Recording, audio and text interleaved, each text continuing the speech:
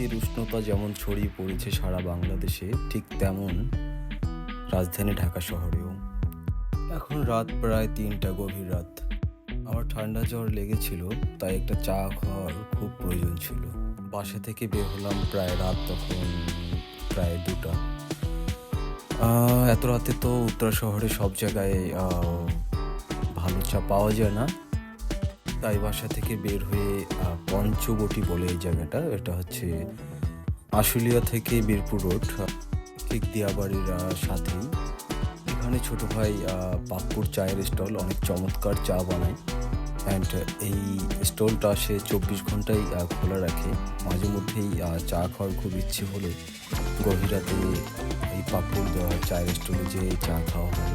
রাস্তাগুলো নির্জন থাকলেও চায়ের স্টলের সামনে কিন্তু মানুষের অভাব নেই।